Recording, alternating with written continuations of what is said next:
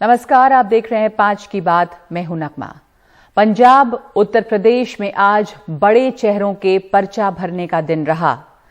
पंजाब में भदौर से chief minister Channi तो जलालाबाद से सुखबीर बादल ने पर्चा भरा और उत्तर प्रदेश के करहल से अखिलेश यादव ने पर्चा भरा। इस सीट की लड़ाई अब दिलचस्प हो गई है। यहीं से बीजेपी ने केंद्रीय मंत्री एसपी सिंह बघेल को अखिलेश के खिलाफ उम्मीदवार बनाया है। और इसके अलावा पंजाब में आज कई बड़े नेताओं ने पर्चा दाखिल किया है। बरनाला के भदौर से मुख्यमंत्री चरणजीत सिंह चन्नी के अलावा जलालाबाद से सुखबीर बादल और प्रकाश सिंह बादल ने अपनी परंपरागत सीट से नामांकन दाखिल किया है। साथ साथ कैप्टन अमरिंदर सिंह पटियाला शहरी सीट से चुनाव लड़ रहे हैं। तो ये आज पर्चा भरने का दिन रहा बड़े चेहरों का पंजाब में और उत्तर प्रदेश में।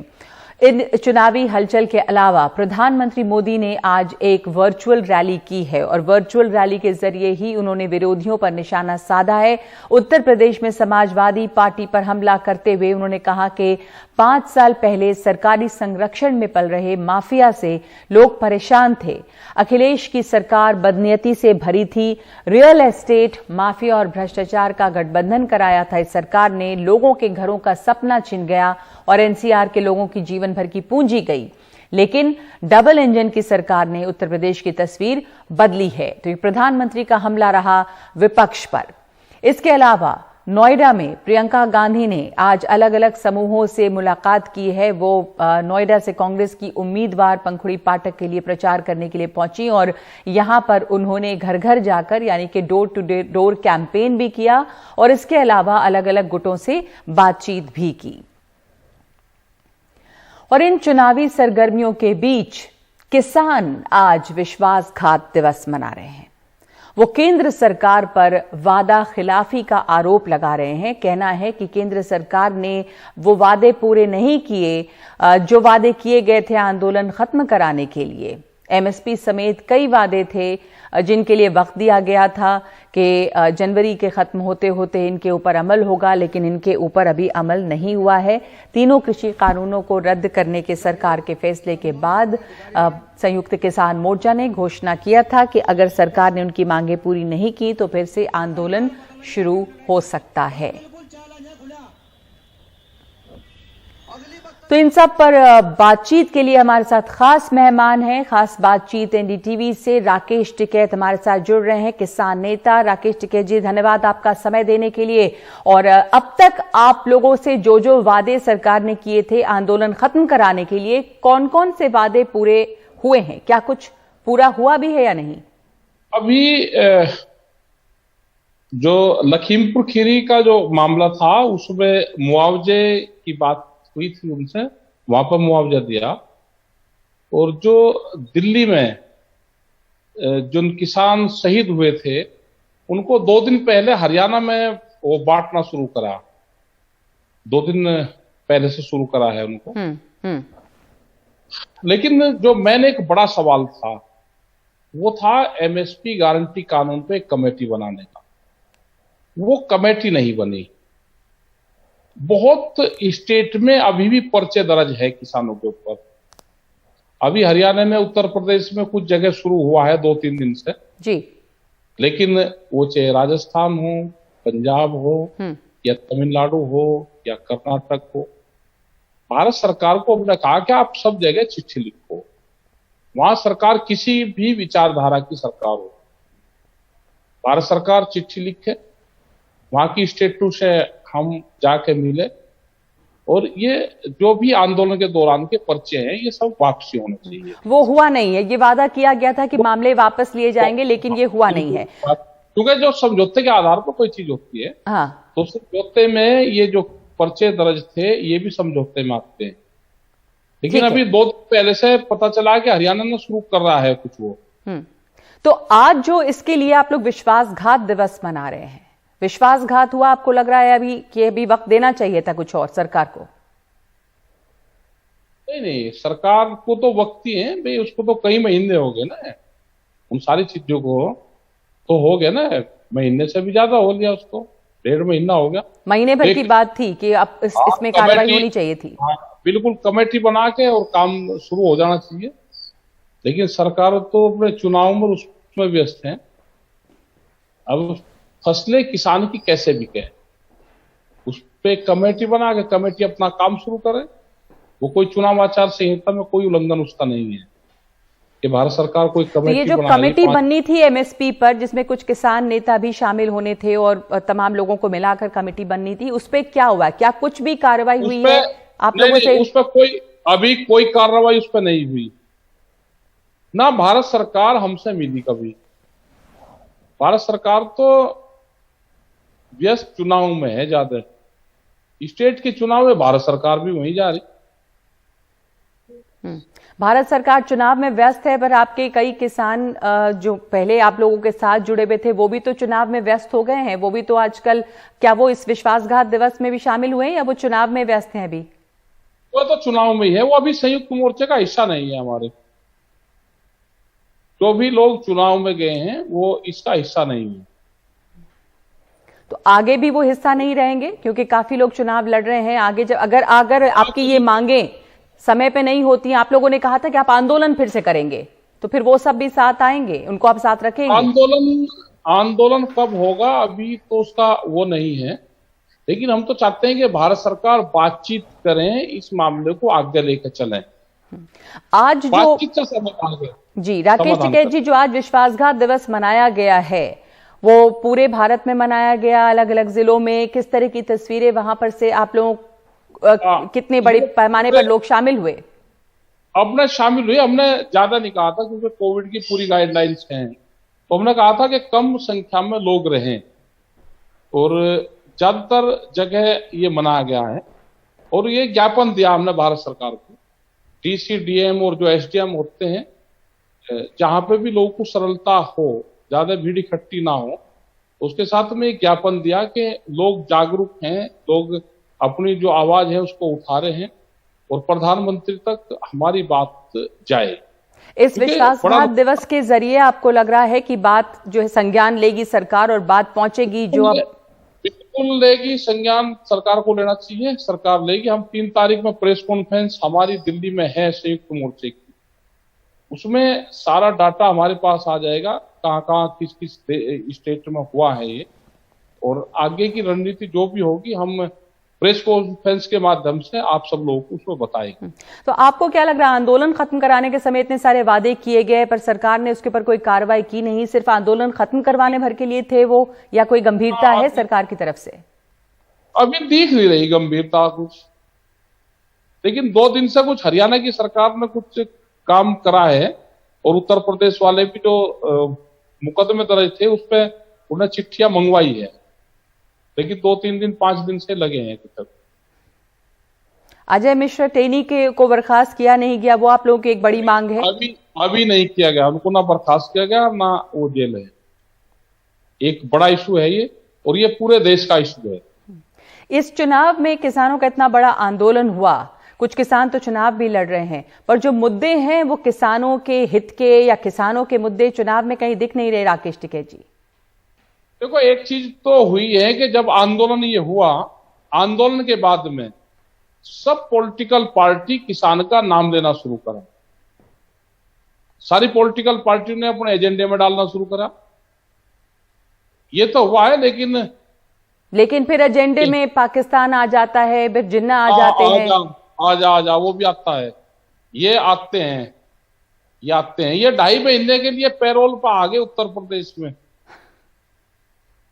2.5 महीने के लिए पैरोल पे हैं ये, तो अपना काम ये करेंगे, इन्हें घुमावे फिरावेंगे, लेकिन वो चल नहीं रही अब की बात। अब के वो जनता इनको ले नहीं रही, जनता इसको ही मानती है कि ये तो चुनावी इशू है इनके, और उसको जनता ज्यादा सीरियसली ले नहीं रही। तो आप कह रहे हैं कि ये लोग पैरोल पे आए हैं, 2-2.5 महीने के लिए घूम के चले जाएंगे? 2.5 महीने के पैरोल पे है, ये सरकारी मेहमान है। पाकिस्तान हो चाहे वो जिन्ना हो, और किसान का जो मुद्दा है। पर ये बताइए राकेश टिकैत, जैसे आज विश्वासघात दिवस हुआ, आगे प्रेस कॉन्फ्रेंस भी होनी है 3 तारीख की, इस समय चुनाव भी चलते रहेंगे।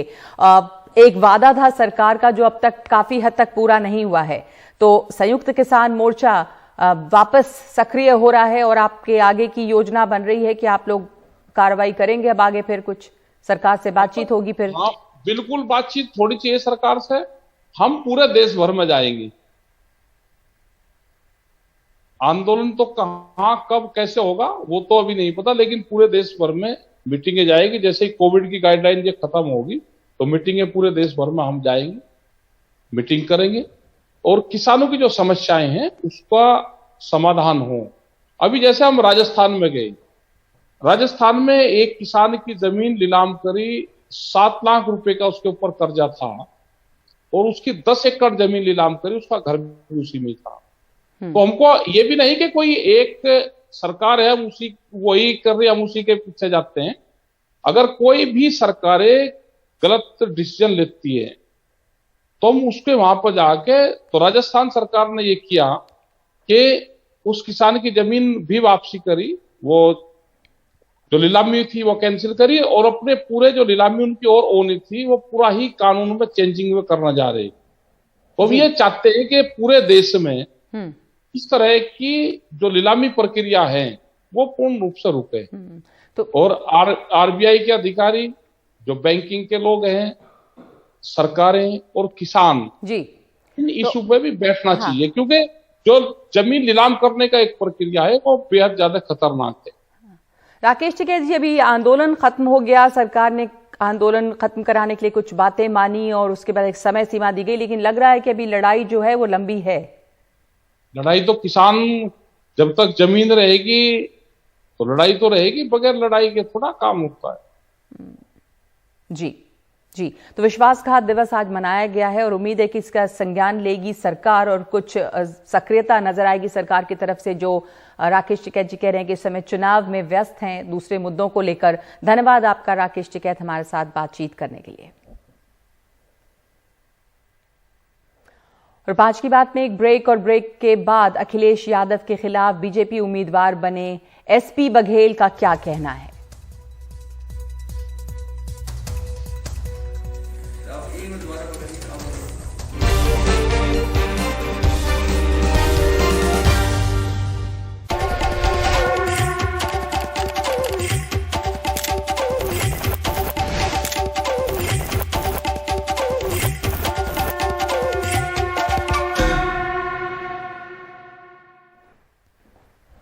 तो अखिलेश यादव के खिलाफ बीजेपी ने उम्मीदवार तय कर दिया है। आगरा के सांसद और केंद्रीय मंत्री एसपी सिंह बघेल करहल से उम्मीदवार होंगे।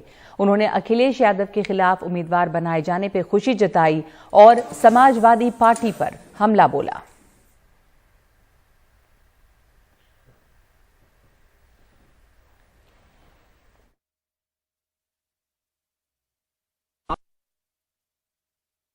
यूपी का चुनाव दिलचस्प होता जा रहा है। अखिलेश यादव मैनपुरी की करहल सीट से लड़ रहे थे। अब तक कहा जा रहा था कि करहल सीट से बीजेपी से कौन लड़ेगा, तमाम नाम थे, लेकिन आज सरप्राइज, जब अखिलेश यादव अपना पर्चा भर के निकल रहे थे, चुपचाप धीरे से low profile SP Singh Baghel, जो कि केंद्रीय मंत्री आगरा के सांसद हैं, उन्होंने अखिलेश यादव के खिलाफ अपना पर्चा दाखिल किया है। और अब बघेल साहब हमारे साथ है। बघेल साहब, ये सरप्राइज एलिमेंट कैसे? ऐसे नहीं लग रहा कि अखिलेश यादव को कहीं से पता चल गया कि मैं करहल लड़ रहा हूँ तो करहल बचाने के लिए वो चुनाव लड़ने आए? हाँ, नहीं सर, ये तो नहीं था, बिल्कुल कहीं कोई चर्चा नहीं। बघेल साहब, कब बताया पार्टी ने कि चुनाव लड़ना है आपको? सरप्राइज का युद्ध के मैदान में बड़ा महत्व होता है, ऐसा मैंने मैकियावेली को पढ़ा। हाँ। तो पार्टी ने सरप्राइज दिया। सर, अब ये बहुत इंपॉर्टेंट सीट हो गई, आप लड़ रहे हैं अखिलेश यादव के सामने, कैसे देखते हैं इस कॉन्टेस्ट को? जो लोग कुछ सीटों को अपनी पुश्तैनी, बपौती, खानदानी, गढ़, किला कहते हैं, वो लोकतंत्र में भारत की गरीब जनता का बहुत बड़ा अपमान करते हैं। मैंने बदायूं के गढ़ को गिरते हुए देखा है, मैंने कन्नौज के गढ़ को गिरते हुए देखा, मैंने फिरोजाबाद के गढ़ को 2 बार गिरते हुए देखा है। तो ये भारत की जनता है, ये वोट की चोट अच्छे सहन नहीं कर पाए हैं। इसलिए करहल में दबे, पिछड़े, शोषित, पीड़ित, वंचित, डरे हुए, दबे हुए और उनके अखिलेश की सरकार में जिनकी ज़मीनों पे कब्जे हुए, लड़कियों का अपहरण हुआ, पुलिस की भर्ती में मेरिट से बच्चे हट गए, सूची में नाम आ गया, वो सब याद आ रहा है। और लोगों को प्रधानमंत्री जी की लोक कल्याणकारी योजनाएं, लाभार्थी सबको याद है कि हमें शौचालय मिला है, आवास मिला है, आयुष्मान का कार्ड मिला है, सौभाग्य की बिजली मिली है, और उसके साथ श्रमिकों को 1500 रुपये खाते में गए हैं। पहली बच्ची पैदा होने पे 35,000 मिले हैं, दूसरी बच्ची पे 35,000। अभी आगरा में 2800 शादियाँ की एक जगह हम लोगों ने, 75,000 रुपये उनको शादियों में मिले हैं। और सबसे बड़ी बात है, किसान ये कह रहा है कि अगर इस मेरी गाड़ी के बराबर, फॉर्चुनर के बराबर अगर उनका खतौनी में नाम है तो 6,000 रुपये साल किसान सम्मान निधि डीबीटी उनके पास आ रही है। पूरी आप चूंकि इतने कई बार सांसद रहे सर, आप समाजवादी पार्टी में भी रहे हैं, वहां से भी मेंबर ऑफ पार्लियामेंट रहे हैं, आप उनको भी जानते हैं और बीजेपी में भी काम करके देखा है। जब आज आपको पार्टी ने बताया कि बघेल साहब आपको यहाँ से लड़ना है, तो पहली चीज आज बताया, कल बताया, सर सस्पेंस तो इसी का ही है। नहीं, जब भी बताया बहुत अच्छा लगा कि दुनिया की सबसे बड़ी पार्टी जो भारतीय जनता पार्टी है, जो लोग अपनी को किला, गढ़ और क्या क्या कह रहे हैं, पुश्तैनी, खानदानी, अजय, वहाँ पर लड़ाया जा रहा है, ये बड़ी गौरव अच्छा रहा। और जब पार्टी आप पर दांव लगाए तो कभी पीठ नहीं दिखानी चाहिए, छाती अड़ाकर चुनाव लड़ना चाहिए। जैसे मैं 2009 में अखिलेश के सामने फिरोजाबाद लड़ा, फिर डिम्पल यादव से फिरोजाबाद लड़ा, फिर अक्षय यादव से फिरोजाबाद लड़ा।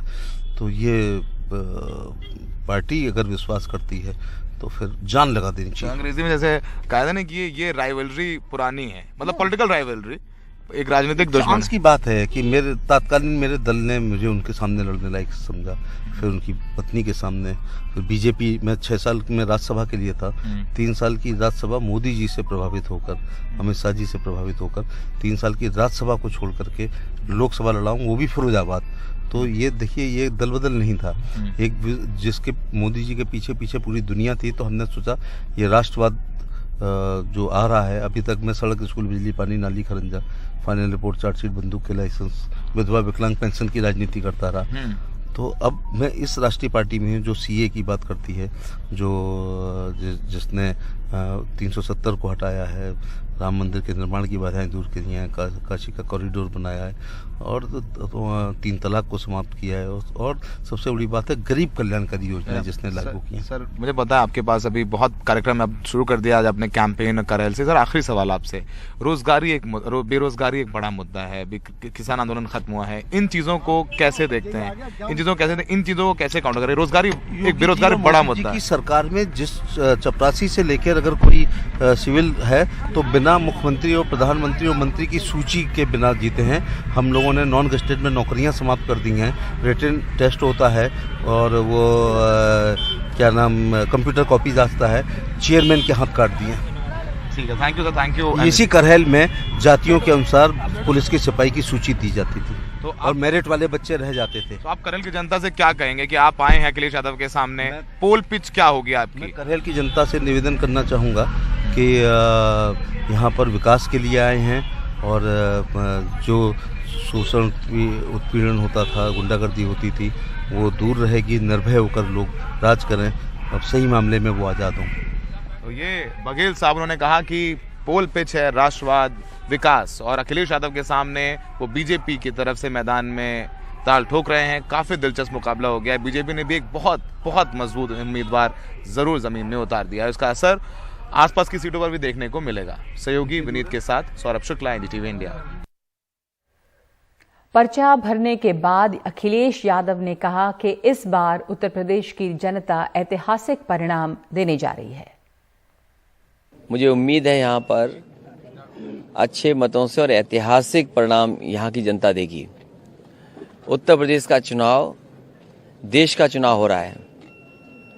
ऐतिहासिक परिवर्तन के साथ साथ उत्तर प्रदेश खुशहाली के रास्ते पर जाएगा।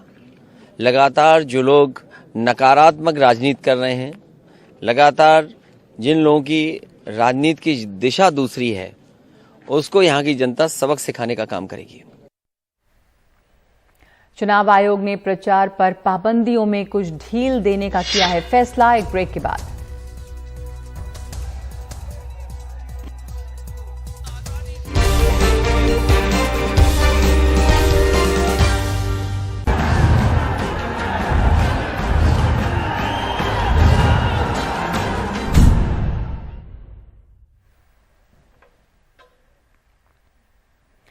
पंजाब में आज कई बड़े नेताओं ने अपना पर्चा दाखिल किया है। बरनाला के भदौर से मुख्यमंत्री चरणजीत सिंह चन्नी ने अपना पर्चा भरा है और जलालाबाद से सुखबीर बादल ने। जबकि प्रकाश सिंह बादल ने अपनी परंपरागत सीट से ही नामांकन किया है। कैप्टन अमरिंदर सिंह पटियाला शहरी सीट से चुनाव लड़ रहे हैं। पर्चा भरने से पहले गुरु गोविंद सिंह की तलवार से उन्होंने आशीर्वाद लिया। मैनू कांग्रेस पार्टी ने भदौड़ हल्के तो भी इलेक्शन लड़न का हुक्म किया है कि मैं एक मिशन लेके मालवे दे विच आया। मिशन ये है कि यह एरिया बहुत बड़ा, कई जिले डिवेलपमेंट पक्षों पिछड़े हुए है। भावें कैप्टन साहब भी रहे, बादल साहब भी रहे, लेकिन इत्थे डिवेलपमेंट नहीं हुई, एरिया पिछड़िया होया है। मैं इस एरिए नू पूरे नू उपर चुकना है। मैं सदामा बन के आया, मालवे वाले कृष्ण बन के सामण गए ते असीं बड़ी भारी जित पूरे मालवे चो लवांगे। बहुत धन्यवाद। मुख्यमंत्री चन्नी के खिलाफ आम आदमी पार्टी ने लाभ सिंह को उम्मीदवार बनाया है। उनका कहना है कि मुख्यमंत्री ने अगर काम किया होता तो अपना क्षेत्र छोड़कर भदौर नहीं आना पड़ता। सबसे पहले आप ये बताएं कि किस तरह से कैंपेनिंग चल रही है आपकी? देखिए, जो चोन कमीशन की हदायत हैं उनके हिसाब से हम डोर टू डोर जा रहे हैं, हर घर तक पहुंच कर रहे हैं और लोगों से विनती कर रहे हैं कि इस बार बदलाव के लिए आम आदमी पार्टी को वोट करें। मुख्यमंत्री चरणजीत सिंह चन्नी अब आ चुके हैं इस विधानसभा क्षेत्र से। जी, बड़ा नाम है, मुख्यमंत्री हैं। जी जी जी। और पार्टी की उनकी कोशिश भी है कि जो एससी समुदाय के लोग हैं उनको थोड़ा टैप किया जा सके और आम आदमी पार्टी यहाँ पर स्ट्रांग है, बिल्कुल जी। कई सीटों पे मालवा में जो है आम आदमी पार्टी का दबदबा है। जी जी जी जी। तो आपकी सीट, क्या आपने सोचा था कि आपके विरुद्ध जो है पंजाब के मुख्यमंत्री लड़ने आएंगे, ऐसा लगा था? और अब कैसे देख रहे हैं इस पूरी चुनाव? देखिए, पंजाब के लोग इस बार मुख्यमंत्री चेहरे के लिए सिर्फ भगवंत मान जी को वोट करेंगे। और चरणजीत सिंह चन्नी जी की बात करूं, अगर उन्होंने विकास किया हुआ होता पंजाब का या अपने हलके का, तो अपना हलका छोड़कर वो भदौड़ ना। ऐसी जगह सीट ही हमारी रिजर्व है। तो मैं भी ऐसी परिवार से आता हूँ। एक तरफ तो वो ऐसी है जिसका लड़का 1.5-2 करोड़ की गाड़ी चलाता है और एक तरफ वो दलित है जो 2 कमरों के मकान में रहता है। तो ये मेरे लोगों ने सोचना है कि भाई दलित कौन है। एक के पास तो सिर्फ ठप्पे का सर्टिफिकेट है कि मैं दलित हूँ और एक वाकई में है। तो मेरे लोगों की जो मुश्किलें हैं ना, वो चरणजीत सिंह चन्नी नहीं जान सकता, वो मुझे पता है, मैं हर रोज फेस करता हूँ। तो आम आदमी पार्टी के उम्मीदवार डोर टू डोर कर रहे हैं। उनका ये भी कहना है कि मुख्यमंत्री चरणजीत सिंह चन्नी इस कॉन्स्टिट्यूएंसी से लड़ने आए हैं, लेकिन कहीं ना कहीं वो आउटसाइडर हैं और आम आदमी पार्टी के जो उम्मीदवार हैं गुरलाब, वो कह रहे हैं कि मैं यहीं का रहने वाला हूं, तो लोग मेरे ऊपर या उनके ऊपर ज़्यादा विश्वास जताएंगे। अब ये देखना होगा 10 मार्च को कि मुख्यमंत्री चरणजीत सिंह चन्नी क्या अपनी दोनों सीट से विजयी होते हैं या भदौड़ के लोग किस विधायक को या किस पार्टी पर विश्वास जताते हैं। अश्विनी के साथ बरनाला से मोहम्मद गजाली, NDTV इंडिया। और देश में कोरोना के मामलों की घटती हुई संख्या को देखते हुए चुनाव आयोग ने राजनीतिक दलों को चुनाव प्रचार को लेकर लगाए गए प्रतिबंधों में ढील देने का फैसला किया है। हालांकि समीक्षा बैठक के बाद आयोग ने चुनाव रैलियों पर रोक को 11 फरवरी तक बढ़ा दिया है। आयोग ने अब 1000 लोगों के साथ सभा करने की अनुमति दी है। अब तक 500 लोगों की ही इजाजत थी। 500 लोगों के साथ इंडोर मीटिंग की भी अनुमति दी गई है। इसके अलावा 20 लोग घर घर जाकर प्रचार कर सकेंगे। और मुंबई में सड़कों पर उतरे छात्र ऑफलाइन परीक्षा के खिलाफ।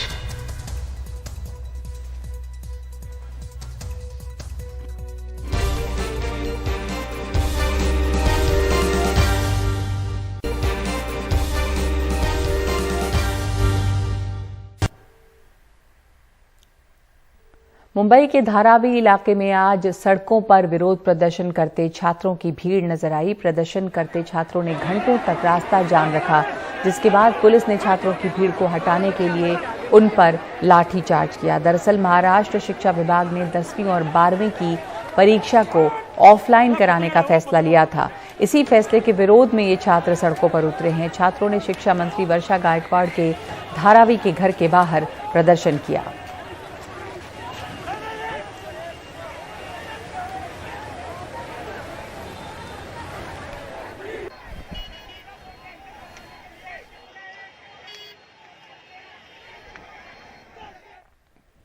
रेलवे की नॉन टेक्निकल पॉपुलर कैटेगरी परीक्षा के रिजल्ट में गड़बड़ी के खिलाफ पटना में छात्रों ने आंदोलन चलाया था। पिछले हफ्ते हुए विरोध प्रदर्शन के सिलसिले में 4 छात्रों की गिरफ्तारी हुई है।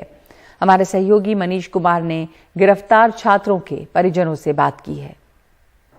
केंद्र सरकार के आश्वासन के बाद छात्रों का आंदोलन तो थम गया है, लेकिन इस आंदोलन के सिलसिले में 4 छात्रों को गिरफ्तार किया गया है। अभी तक उन्हें जमानत नहीं मिली है।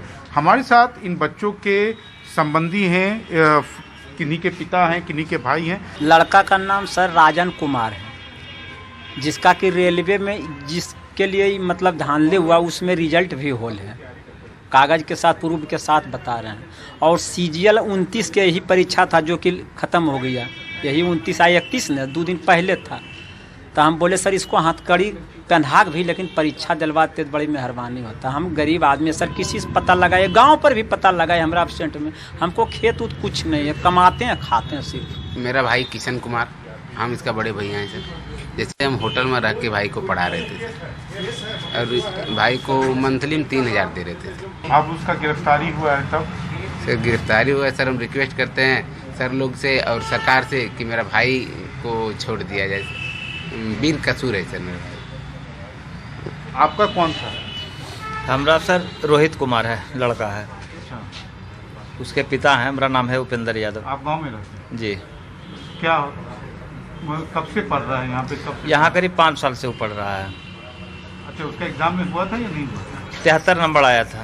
अच्छा, तो आपसे बात नहीं हुआ था उसका? नहीं, बात तो नहीं हुआ था। वो तो हमको फोन किया सवेरे में कोई थाने वाला से मांग करके कि हम पकड़ा गए हैं, तो हम घर पर मालूम हुआ तो हम 25 को यहाँ आए, तो इनसे परिचित हुआ सबसे थाने। हाँ, तो आंदोलन में था? नहीं, आंदोलन में बोला था नहीं। हमारा लड़का व राजन दोनों दोस्त थे, वो आ रहा था पैसे लेने के लिए, दोनों साथ थे। अच्छा, ऐसे ही पकड़ा गया। आप क्या चाहते हैं? अब सरकार से यही चाहते हैं कि उसका जो है केस रिहा कर दिया जाए, जो कि आगे चल के भविष्य में कुछ बने, यही चाहते हैं। आप लोग क्या चाहते हैं? हम लोग भी चाहते हैं सर जितना भी दोष है सब खत्म कर दिया जाए, ताकि उसका भविष्य अंधकार में नहीं जाए। आपको क्या है? सर से रिक्वेस्ट कर रहे हैं सर सरकार से कि मेरा भाई के ऊपर जो केस है इसको वापस ले लिया जाए। मेरा भाई को जैसे जॉब लगने या कुछ में कोई दिक्कत ना हो सर, यही रिक्वेस्ट कर रहे हैं सर।